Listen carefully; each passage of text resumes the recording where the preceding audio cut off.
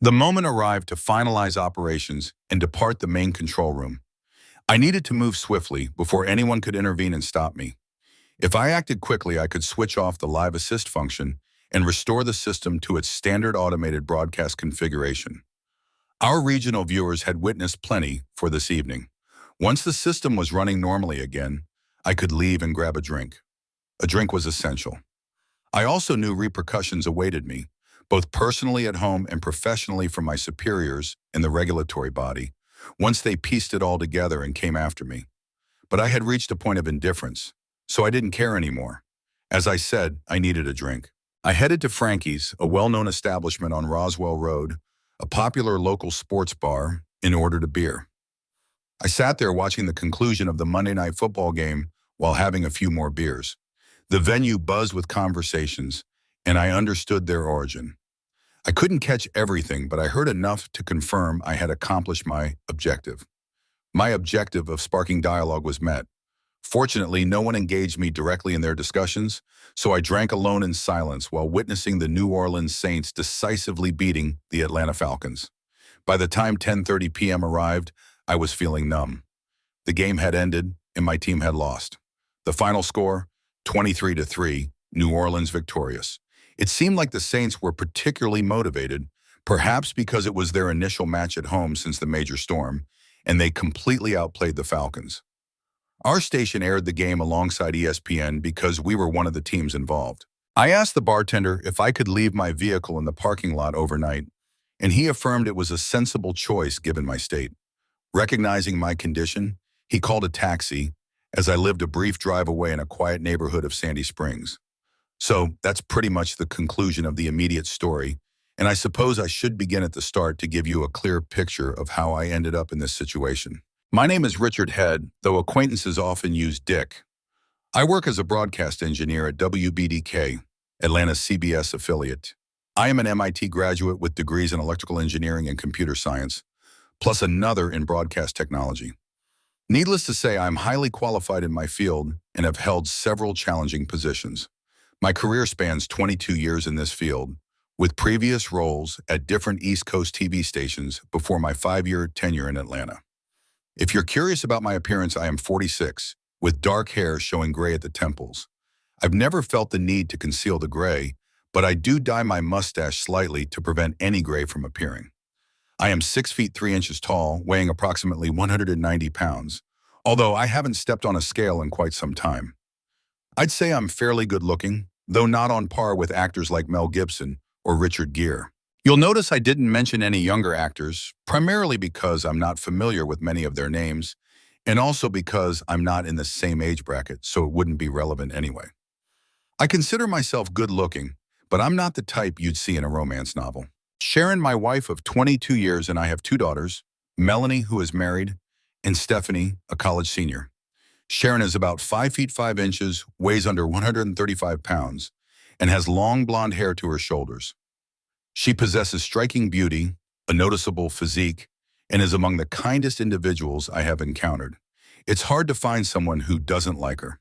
For the last year and a half, Sharon has served as secretary for Reverend Bob Shelter, our pastor. Now, on to the story. The previous Friday, with free time for lunch, I planned to surprise Sharon by taking her out. I parked by the church's side entrance because of the inclement weather.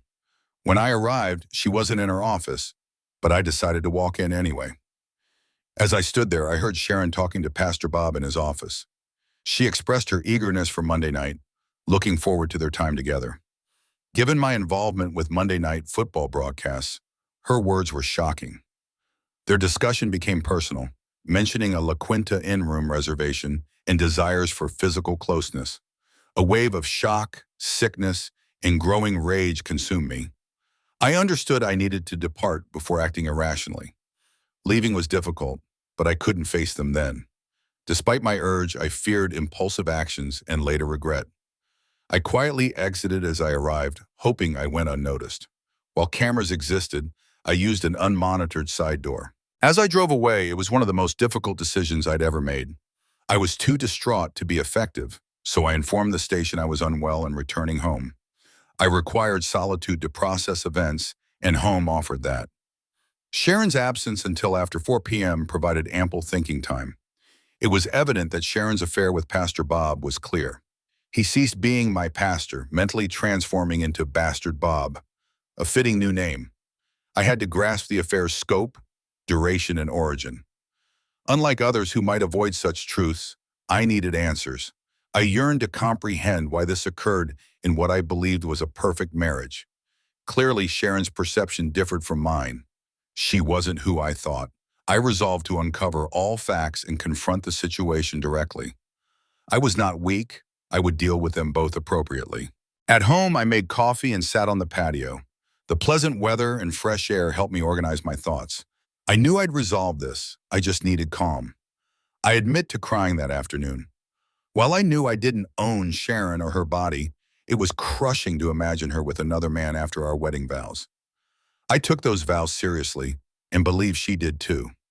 Such an experience forces you to reevaluate all your values, questioning if a lifetime belief in fidelity, love, and their associated ideals was naive. The deepest wound from a cheating partner isn't merely the act of betrayal, but the erosion of faith in them, in their every word or deed. Trust, the bedrock of marriage, shatters, leaving you vulnerable and scared. Even at 6'3" and 190 pounds, I felt exposed and terrified. This demonstrates the profound impact a disloyal partner can have, utterly devastating a person. Struggling to stay calm and logical to comprehend, I recalled previous doubts I'd ignored, trusting Sharon. These once minor concerns now coalesced, forming a heavy knot in my stomach. How could I have missed it? My unwavering trust in her had blinded me. That trust was now gone, and those small hints had become an unbearable weight. I yearned for answers. Why? How long? How often? Where and with whom? My faith was destroyed, but I was resolved to find out. Our marriage was a deception, and I would face that truth, but first I needed understanding. Not ready to confront Sharon or show my suspicions, I left at 3 p.m. to avoid her return. I went to the station for a few days' necessities and briefly told my boss I needed early week time off for personal issues. He seemed supportive, so I went to Frankie's until my 5 p.m. return home. I called Sharon, informing her I'd be out for a bit and miss dinner. She sounded annoyed, mentioning she felt aroused and had evening plans, which my delay would cancel. I thought her arousal is for him, not me. She can deal with it herself. I told her, sweetheart, I'm already out, so stay excited and I'll see to you when I return. I knew that would provoke her. She retorted, don't expect anything, pal. If you treat me like this, you'll get no action for a while. I inwardly agreed I wouldn't touch her again until I understood everything, or perhaps never. I got home around 10:30 p.m., quite intoxicated, but sober enough to see our bedroom door was locked. I smirked, pounded on the door, assuming she was awake, and yelled, fine, if that's your choice, don't expect me to satisfy you. Just endure it. Then I went to the guest room, knowing she'd be enraged, but it would spare me from justifying my lack of desire for intimacy. The next morning, she was at the kitchen table with coffee as I entered. Her piercing stare created a palpable tension. Without knowing her betrayal, it would have unnerved me. I grinned, saying, no need to get up for breakfast, dear. I'll get something on my way to golf. I exited through the kitchen, put my clubs in the car, and drove off. My phone rang shortly after. Seeing her name, I ignored it. A few minutes later, her message read, you jerk, how could you do this? Get back here now, bastard. I thought, bastard? That title belongs to him, not me. Golf was not my plan. It merely bought time. Instead, I drove directly to my old church. Why would I ever listen to Bastard Bob preach again? It was early, so I knew it would be empty, and I was correct. I entered the building, we had a key since my wife worked there, and went straight to the offices. My goal was to install tiny remote cameras and microphones in both her office and Bastard Bob's. It was a quick task. I hid the transmitter behind old hymnals in the supply closet across the hall, and the receiver was connected to my car's electrical system, allowing me to monitor their discussions and actions whenever they were in their respective offices. Though I anticipated minimal church activity, I was sure that observing and listening to their conversations for a few days would provide crucial details. After confirming everything worked, I checked her desk but found nothing significant. However, I saw a prominent asterisk on her calendar for Monday, matching what I'd overheard Friday. so I made plans. Next, I searched Bastard Bob's office with little success until a sudden idea, inspired by being in a church, struck me. I looked through filing cabinets for church expenditure receipts. Indeed, I found a file with La Quinta Inn receipts from Roswell, some from late 2005, others from spring 2006. Realizing I was risking exposure, I quickly copied the receipts and returned everything to its original state before departing. I drove to the golf course, parked in my usual spot, and entered the clubhouse to establish my alibi. At a table, I spent a couple of hours sipping a Sprite and examining the bills. I noticed the two receipts from late 2005 were both for Mondays, precisely when I was at a CBS conference in New York. What truly enraged me was Bastard Bob's nerve to bill these rooms to the church as conference room rentals for meetings. He was having an affair with my wife in a motel, and I, through our church donations, had unknowingly covered the cost. I swore I would stop contributing. Their predicament was severe. With a little more proof, their downfall was guaranteed. I was convinced this had been happening for almost a year, perhaps longer, confirming my earlier suspicions. My intuition told me Bastard Bob had been involved with her even before she started working for him. Initially, she had a good receptionist job at Telfor Corporation, but she eagerly took the church position, citing convenience and a desire to serve. She claimed the pay was similar, but it was clear the extra benefits appealed more. My rage grew by the minute. I couldn't believe my own naivety. It sickened me to realize the woman I had loved throughout our marriage could betray me so easily. I was resolved to make them suffer. Believing it was time to intensify my investigation, I retrieved my iPod from the prayer and tuned into the receiver's frequency in the trunk. As I scanned the data, I saw Bastard Bob enter his office and dial. I regretted not bugging his phone directly, knowing I'd only hear one side, but decided it was better than nothing. I listened as Bob spoke. "Yes, Sharon, I'm at the church. I came right after you called. What's troubling you so much?" A pause followed, presumably for Sharon's unheard reply. Bob continued, "Oh, really? Has he done that before?" Another pause for Sharon's response. Bob pressed, "I see. What do you think triggered his reaction?" Yet another pause for Sharon's explanation. Bob sounded concerned. "You don't suppose he's suspicious of us, do you, Sharon?" After a pause, Bob chuckled. "All right. Well, you can get back at him on Monday night." He then hung up deep in thought. Just before turning off the receiver, I heard him muttering something under his breath, which I recorded, thinking it might be useful later. With the transmission ended, I headed home, expecting a cold reception. I busied myself with chores, mowing the lawn and cleaning the basement, trying to defuse the tension. Sharon was silent when I arrived, but the air was thick with unspoken words. At dinner, Sharon finally erupted. "Dick, what's wrong with you lately? Why have you been acting this way?" I retorted, "Sharon, considering you locked me out of our bedroom last night, I think you should be considering your own actions. It's rare for me to go out with friends, and the one time I do, you explode. This situation is your fault." Her frustration boiled over. "Damn you," she snapped. I met her anger calmly. "Is that how a devout Christian woman should speak? Your actions hardly reflect your professed beliefs." Her face showed unmistakable guilt, so obvious that anyone would have known she was unfaithful. How she thought I wouldn't notice, I couldn't fathom. I'll admit, she did recover smoothly and eventually left the table, but I couldn't help thinking that when the truth came out, her recovery wouldn't be so graceful. Later, she came into the family room where I was watching television, Fox News, trying to find balanced coverage. Her eyes seemed slightly swollen, suggesting tears. The rest of the evening passed without incident. When I was ready for bed, I simply walked down the hall to the guest room. A few minutes later, she entered the room and stood there. "What's the matter?" I asked. "Aren't you going to join me in bed?" she inquired. "Nope," I replied. "You made it clear that intimacy wasn't on the agenda, so I might as well sleep alone and get a good night's rest." With that, she quickly left the room in tears. Frankly, I felt indifferent. Sunday morning at 8 a.m., she woke me, dressed for church, and asked if I'd join. "No," I answered, "I'm staying home. You go be the perfect churchgoer. I'll enjoy a peaceful day here." Again, that familiar look crossed her face.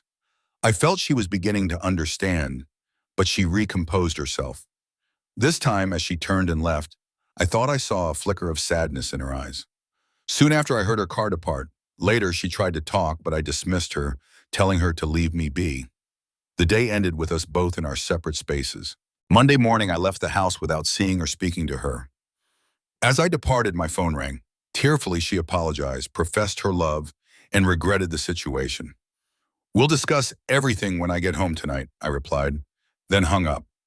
I informed my boss I'd still be off for the day, but would cover the Monday night football game as planned. He was pleased with my availability and asked about my well-being, to which I gave the standard reply, as good as can be expected.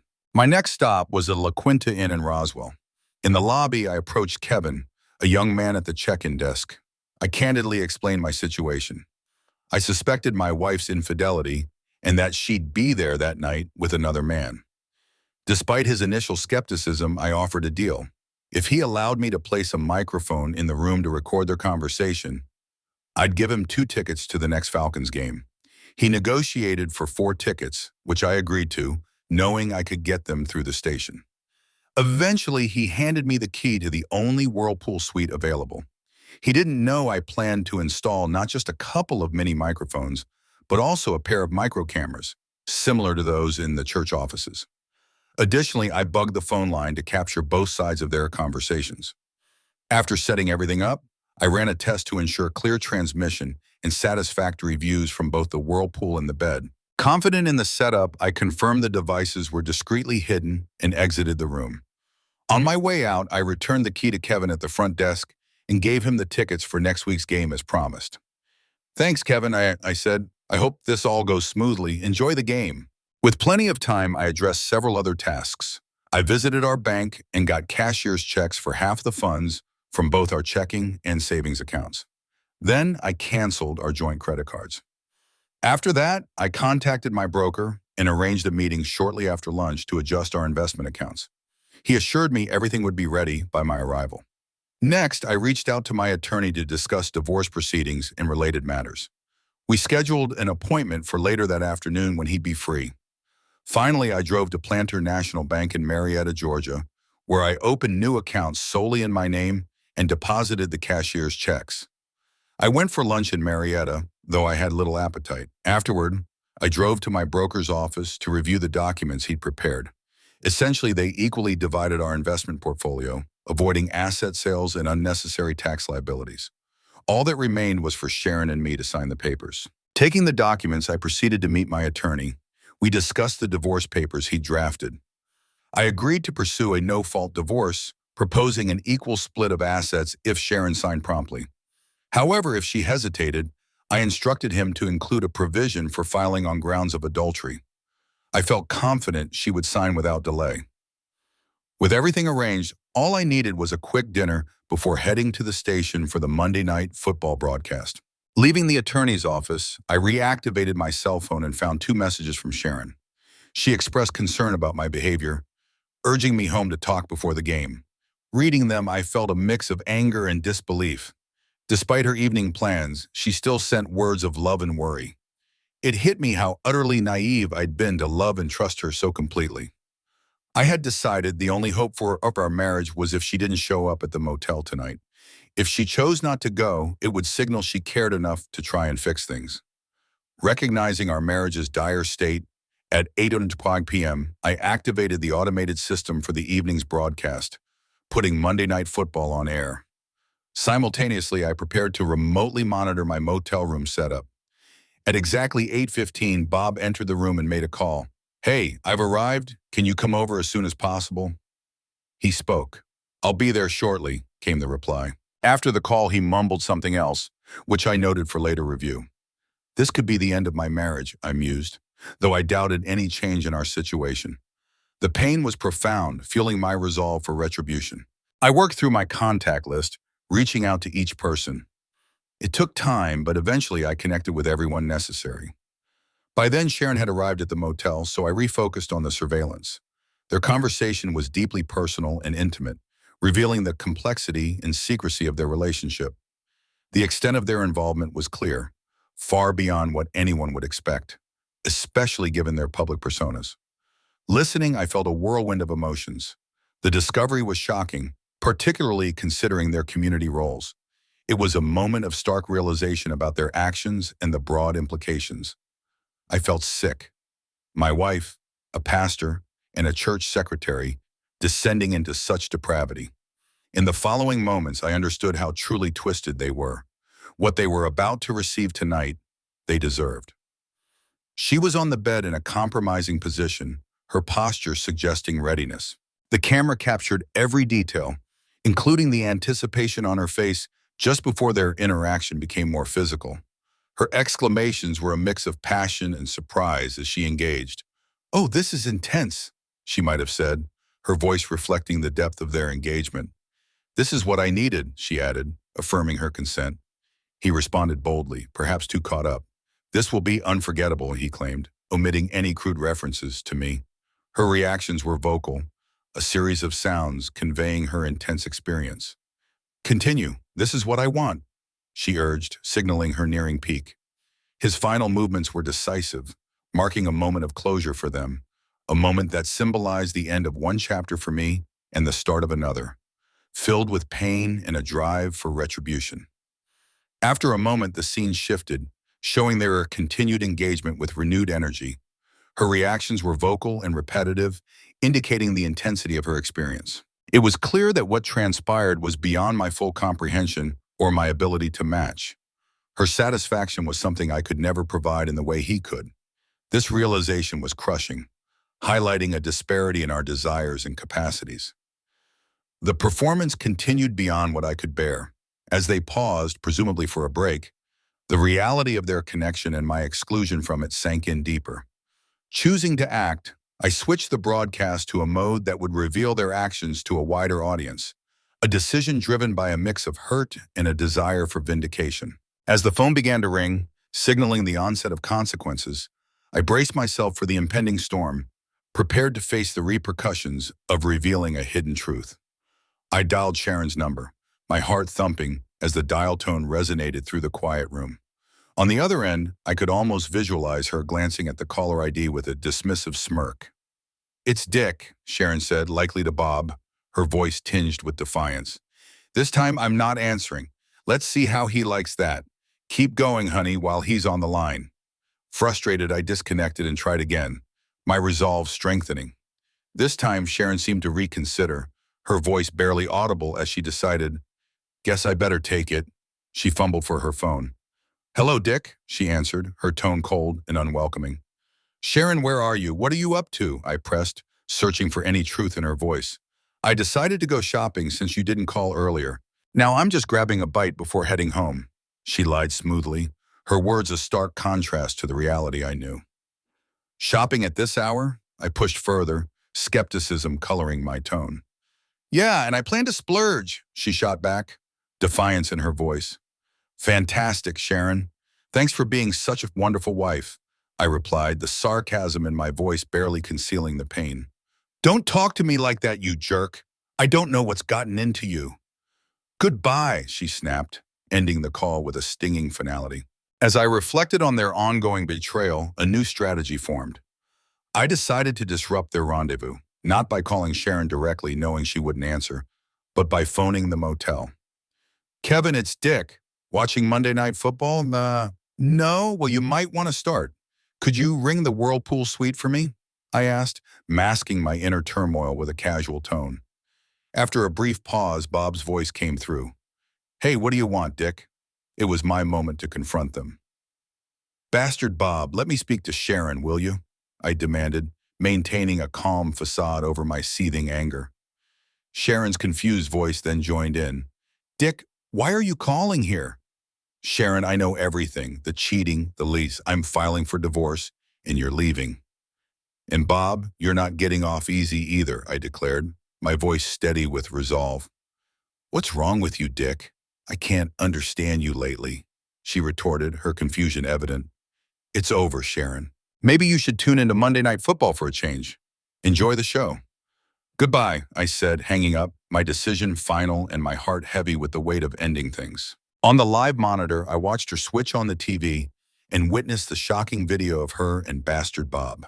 With a delayed reaction, she saw what the entire Atlanta area had witnessed. "Oh no, oh no, she repeated as she hastily dressed and fled the room. Bastard Bob was eager to leave, cursing all the while. I will destroy that son of a witch, he muttered. Bastard Bob should be careful what he mumbles. It could come back to haunt him. Once they left, I powered down the monitors and let the video play to its conclusion. Then I switched off the live assist mode and rehorned the system to fully automated broadcast mode. Grabbed the tape, I left the broadcast booth, likely for the last time, taking a few personal items from my desk. Now you're caught up. I spent the rest of the night at Frankie's, and yes, my halftime show was the hot topic. After the game, I hailed a cab home. Sharon was sitting in the darkened living room when I arrived, the phone off the hook. Tears were evident. She wept profusely, but I was indifferent. It was over for me. How could you do this to me, Dick? She sobbed. After all these years together, how? No, Sharon, I countered. The real question is, how could you do this to me? I'm drunk. I'm going to bed. We'll talk tomorrow, she said. She remained on the sofa the next morning, looking exhausted. It seemed she hadn't slept. But again, I didn't care. She brought this upon herself. I replaced the phone on the hook, and it immediately began to ring. For the next hour and a half, I fielded calls from family, friends, church members, my former boss, and both of my daughters. They were deeply disturbed by what they witnessed, and nothing I said could soothe them. I understood it was harsh for them to witness, but they're adults and will eventually overcome it. Mrs. Bastard Bob called too, inquiring if I had a tape of the incident. I assured her I kept a copy in safekeeping and would provide it if needed. Clearly, everyone I contacted had seen the Monday Night Football halftime show. Some were upset due to its explicit content, while others, like her parents, criticized me for exposing her. However, most were supportive and empathetic, recognizing the difficulty of the situation. It was a challenging experience, but a consequence I had to face for my actions. Sharon remained tearful throughout. Eventually, I left the phone off the hook and made myself coffee. Returning, I offered her some and presented the divorce papers and investment documents for her to sign. I'm filing for divorce, Sharon, I said firmly. After what I discovered and saw last night, it's clear to me that you've been unfaithful for quite some time. I can't stay in this marriage knowing that. The documents I've prepared are for a no-fault divorce, and I'm proposing we split everything equally. I need you to sign the divorce papers and the agreement on how we'll divide our investments today. There's no room for negotiation on this. The terms I've offered are more than fair. You have until 5:00 p.m. today to get legal advice and agree to my terms. If you don't, after 5:01 p.m., I'll proceed with filing for divorce on grounds of adultery and for a division of property that reflects our individual contributions and earnings, which would largely benefit me. This is your best option. I want to make it clear that contesting this by alleging adultery would be unwise. It will become public knowledge in Atlanta, and you'll be seen for what you've done with Bob. You need to consider this carefully, Sharon. Take this offer. It's the best way forward for both of us. Dick, I still love you. I want to fix our marriage. Can't we try to work things out? Sharon pleaded. The problem isn't about love. It's about your choices and actions.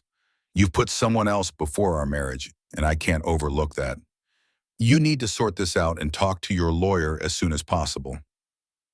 After some time, Sharon came back with the documents signed. My lawyer reviewed everything and agrees that your offer is fair under the circumstances, she informed me, her voice carrying a mix of resignation and hope. Dick, is there any chance we could talk? I'd like to explain myself and see if there's any possibility for us to reconcile, she added, looking for a glimmer of hope. I decided to hear her out, curious about her reasoning and whether this was an isolated incident or indicative of deeper issues in our relationship. We sat at the kitchen table and she recounted everything to me. There were no others involved. It began shortly before she started working for Bastard Bob. She admitted she didn't know why, as she was content with me, but something about Bastard Bob attracted her. Perhaps his charisma. She believed he loved her. I acknowledged his charisma, but shattered her illusion when I played back 2 sound bites I'd saved of him. The first was from that initial day. That idiotic woman better keep her affair with me hidden from her husband. Despite her sweet and willing nature, she'll be gone soon. It was easy to seduce her, but she needs to go.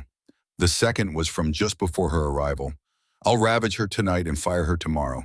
If she protests, I'll threaten to expose her to Dick. I can't risk him finding out. So Sharon, you not only wrecked our marriage, but misjudged Bastard Bob's feelings. To him, you were just a toy, a demeaned witch. I saw how he treated you and how you enjoyed it. I never satisfied you like that because I saw you as a loving wife, not a witch. There's no way I can stay married to you. You violated our vows and I can't ignore that. Plus, you'd never be content with me again. No matter our love, we can't overcome the damage you caused. She remained seated, tears flowing, acknowledging the truth in my words. Eventually, she signed both sets of papers. I informed her I'd be relocating, offering her time to find new accommodations. Financially, I doubted she could maintain the house, and I had no desire to reside there amidst countless memories. Thus, our agreement stipulated the house's sale, with proceeds split equally like our other assets. After collecting my papers in pre-packed bags, I departed, dropping off documents at my broker's before settling in a hotel for the night. The following day, I met with my attorney, who promptly filed the divorce papers with the county superior court. We also addressed my legal woes at the station and with the FCC. He outlined potential consequences, including hefty fines and career repercussions. While jail seemed unlikely, significant financial penalties loomed, signaling an end to my broadcasting career. Within days, the repercussions materialized. The FCC served me, initiating a legal battle that would deplete my savings, costing nearly a year's salary. Even worse, my broadcast license was revoked, barring me from my profession for 2 years. The silver lining, however, came from TT, who, despite the illegal and vengeful nature of my actions, offered me a job with responsibilities that complied with FCC restrictions. It turned out TT had sympathy for me, likely influenced by his own bitter divorce experience with Henry's daughter and Peter's sister. I found some appreciation for TT in that regard. Bastard Bob confronted me once at Frankie's, seemingly ready for a physical fight. However, I ended up pinning him down, asserting my dominance. Now, Bastard Bob, I don't want to hear from you again. Is that clear? I asserted. His response, forget you. Perhaps he needed another reminder, so I nudged him in the ribs. Bastard Bob, I have an audio recording of you threatening me. If I take it to the police, I could get a restraining order against you and press assault charges. With that evidence, you might end up in prison. Is that what you want? I questioned. He shook his head in refusal as I delivered one final kick for good measure. I remarked, well, I suppose this marks the end of our conversation. Although he's no longer a pastor, he's still the same contemptible person. He was ousted from the church, and his ordination was revoked by the denomination. Last I heard, he found employment at a city travel agency. Despite his charisma, he'll need to make ends meet, especially since his wife successfully sued him for divorce on grounds of adultery, resulting in a substantial settlement against him. My incriminating tape likely played a significant role in her victory, despite its questionable legality. I'm moving forward with my life. While it's not perfect, I'm discovering ways to find happiness. I've casually dated a few women recently, but haven't committed to any serious relationships. I've abstained from sexual activity because I believe in reserving it for marriage, steadfast in my values, even if others disagree. When I encounter the right partner, I'll marry her, and together we'll experience the buoys of intimacy as intended. I'm patient, confident that the right person will come along in due time, and I'm willing to wait. Until then, I occasionally encounter Sharon at events like Stephanie's college graduation and Melanie's baby's baptism. While I maintain civility, I've made it clear that my presence isn't for her benefit. I'm not interested in friendship or any form of connection. It's evident that she's not content. I can sense her emotional turmoil stemming from our breakup, and she likely regrets her actions. However, her regret doesn't change the fact that she betrayed our marriage by becoming involved with another man. While some might forgive such transgressions, my moral code is firm, leaving little room for leniency. She'll have to live with the knowledge that she sacrificed a life with me for her affair with Bastard Bob. Despite my profound love for her, she discarded it all. Moreover, her involvement in the infamous Monday Night Football incident has tarnished her reputation irreparably. Everyone who witnessed it now views her as promiscuous. I've heard she receives numerous date offers, but to her credit, she hasn't accepted any. It must be agonizing to know that most of these men view her as nothing more than a conquest. It's not a dignified way to navigate life, but it's a consequence of her actions. She brought it upon herself.